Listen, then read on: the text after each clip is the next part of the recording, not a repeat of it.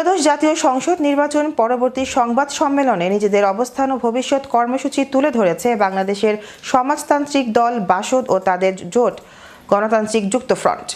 সোমবার সকাল 11টায় মাগুরা জেলা প্রেস ক্লাব মিলনায়তনে আয়োজিত এই সংবাদ সম্মেলনে বক্তব্য দেন মাগুরা 1 আসনে মই প্রতীকের প্রার্থী শম্পা বসু।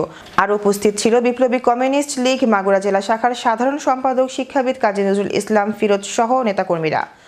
আর উপস্থিত ছিলেন সাইদুর রহমান সভাপতি মাগুরা প্রেস ক্লাব ও শফিকুল ইসলাম সাধারণ সম্পাদক মাগুরা প্রেস ক্লাব সহ প্রিন্ট মিডিয়ার সাংবাদিক উপস্থিত ছিলেন। তিনি বলেন, গত 12 ফেব্রুয়ারির অনুষ্ঠিত নির্বাচনে তাদের প্রাপ্ত ভোট সংখ্যা তুলনামূলক কম হলেও এই ভোটগুলো আদর্শ ও সাম্যের সমাজ প্রতিষ্ঠার সংগ্রামের প্রতি মানুষের আস্থা ও সমর্থনের প্রতিফলন। সীমিত সামর্থ্য ও নানা প্রতিকূলতার মধ্যেও যারা প্রচার প্রচারণায় সহযোগিতা করেছেন, আর্থিক সহায়তা দিয়েছেন এবং ভোটের মাধ্যমে সমর্থন জানিয়েছেন, তাদের প্রতি কৃতজ্ঞতা জানান তিনি।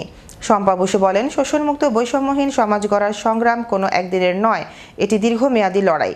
নির্বাচনের ফল যাই হোক না কেন জনগণের পক্ষে তাদের আন্দোলন অব্যাহত থাকবে বলে জানান তিনি। এই সময় তিনি মাগুরা 1 ও মাগুরা 2 আসনের নবনির্বাচিত সংসদ সদস্যদের অভিনন্দন জানিয়ে জেলার দীর্ঘদিনের সংকট নিরসনে কার্যকর উদ্যোগ গ্রহণের আহ্বান জানান। সংবাদ সম্মেলনে দ্রব্যমূল্য নিয়ন্ত্রণ, শিক্ষা ও চিকিৎসার বাণিজ্যিকীকরণ বন্ধ, কৃষকের ন্যায্য দাম ও শ্রমিকের ন্যায্য মজুরি নিশ্চিতকরণ, নারী শিশু নির্যাতন বন্ধ, নির্বাচনে কালো টাকা ও পেশিশক্তির ব্যবহার রোধ, রেশন ব্যবস্থা চালু, সামাজিক ভাতা বৃদ্ধি, বেকার ভাতা প্রবর্তন, কৃষিভিত্তিক শিল্প স্থাপন বন্ধ, টেক্সটাইল মিল চালু, মাগুরা মেডিকেল কলেজের স্থায়ী ক্যাম্পাস নির্মাণ এবং সদর হাসপাতালে আধুনিক চিকিৎসার সুবিধা নিশ্চিত সহ বিভিন্ন দাবি তুলে ধরা হয়। ও আস্থা আমাদের এগিয়ে চলার পথে শক্তি যোগাবে।